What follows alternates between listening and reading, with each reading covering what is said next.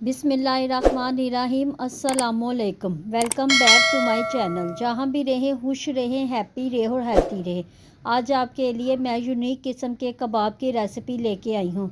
ये mix vegetable कबाब है। ये बहुत ही मुनफरद तरीके से बनकर रेडी होंगे और खाने में बेहद डिलीशियस और मज़े के बनकर रेडी होंगे। जो बच्चे सब्जियाँ नहीं खाते उन्हें ये कबाब बना कर दें, बच्चे आपके खुश हो जाएंगे। रेसिपी को एंड तक ज़रूर देखिएगा ये कैसे बनते हैं।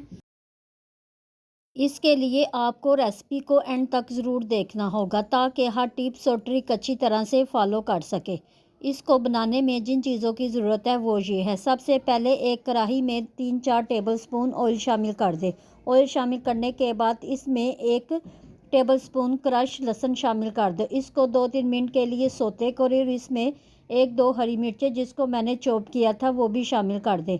हरी मिर्च और लहसुन को अच्छी तरह से भून लें। इन दोनों चीज़ों को भूनने के बाद इसमें मैंने हाफ़ कप मैदा शामिल किया है। हाफ़ कप मैदा शामिल करने के बाद इसको अच्छी तरह से भून लें ताकि मैदे की जो महक है वो ख़त्म हो जाए। इसको भूनने में आपको 2 से 3 मिनट लगेंगे।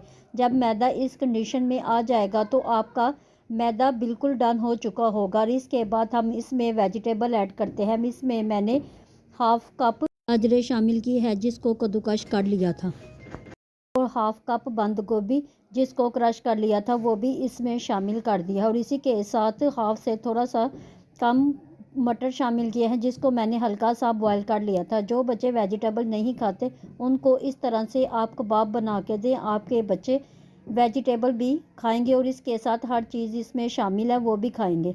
इन तमाम चीज़ों को डालने के बाद इसको अच्छी तरह से मिक्स कर ले। और इसमें मैंने हाफ़ कप चिकन बॉईल करके जिसको रेशा रेशा कर लिया था वो भी इसमें शामिल कर दिया है। और इसमें 1 टेबलस्पून नमक का और इसी के साथ मैंने 1 टेबलस्पून काली मिर्च का भी शामिल किया है। और इसी के साथ इसमें हाफ़ टेबलस्पून चिली फ्लेक्स का भी शामिल किया है।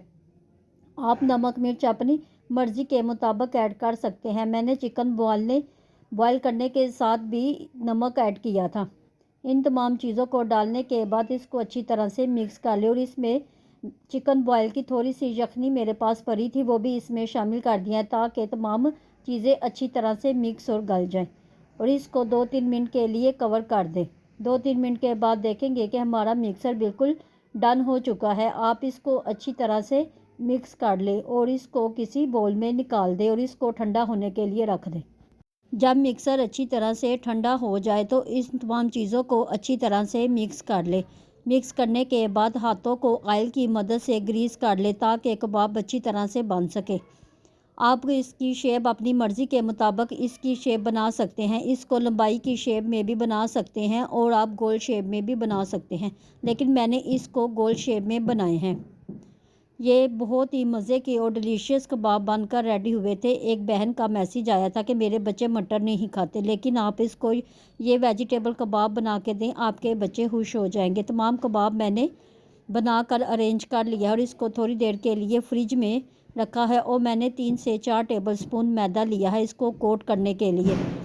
तमाम कबाब को मैदे के अंदर कोट कर ले। आप इस स्टेज पे अगर मैदा ना लगाना चाहे तो अंडा और ब्रेड क्रम्स भी लगाकर इसको फ्राई कर सकते हैं। अब हम इसको फ्राई करते हैं। इसके लिए मैंने पैन में ऑयल शामिल कर दिया है। ऑयल जब गर्म हो जाए तो इसमें 1 बाय 1 करके कबाब शामिल कर दें। हम इसको शैलो फ्राई करेंगे, डीप फ्राई नहीं करेंगे। तमाम कबाब इसमें शामिल कर दें। जब एक तरफ से ये गोल्डन ब्राउन हो जाए तो इसको बिल्कुल पहले टच ना करें। जब ये गोल्डन ब्राउन हो जाए तो इसको 2-3 मिनट लगेंगे तो इसकी साइड चेंज कर दे। तमाम कबाब की साइड चेंज कर दे और दूसरी तरफ से भी इसको गोल्डन ब्राउन कर ले, क्योंकि इसमें हर चीज़ पकी हुई है। सिर्फ इस पर कलर आ जाए तो ये कबाब बिल्कुल रेडी हो जाएंगे। किस कदर देखने में डिलीशियस और यमी कबाब लग रहे हैं। रेसिपी को ज़रूर ट्राई करना और आप अपने बच्चों को ये लंच बॉक्स में भी ये वेजिटेबल कबाब बनाकर दे सकते हैं। आप अपने बच्चों को सब्जियां ज़रूर खिलाया करें, इस तरह बच्चे शौक़ से ये वेजिटेबल कबाब खा सकेंगे। तमाम कबाब को डिश आउट कर दें। अब मैं आपको तोड़ के दिखाती हूँ कि ये कबाब किस कदर अंदर से भी मॉइस्ट और डिलीशियस बनकर रेडी हुए हैं। रेसिपी को ज़रूर ट्राई करना। रेसिपी पसंद आए तो मुझे कमेंट बॉक्स में भी ज़रूर बताना। अब मैं आपको टेस्ट करके बताती हूँ कि आप इसको चटनी और रायते के साथ भी सर्व कर सकते हैं। ये बहुत ही डिलीशियस और यमी कबाब बनकर रेडी हुए हैं। अगर आप मेरे चैनल पर नए हैं और मेरे चैनल को सब्सक्राइब नहीं किया तो मेरे चैनल को सब्सक्राइब करें, लाइक करें, शेयर करें, बेल आइकन के बटन को ज़रूर प्रेस किया करें ताकि हर वीडियो आप तक पहुंच सके। मिलते हैं नई रेसिपी के साथ। दुआओं में याद रखिएगा। अल्लाह हाफिज़।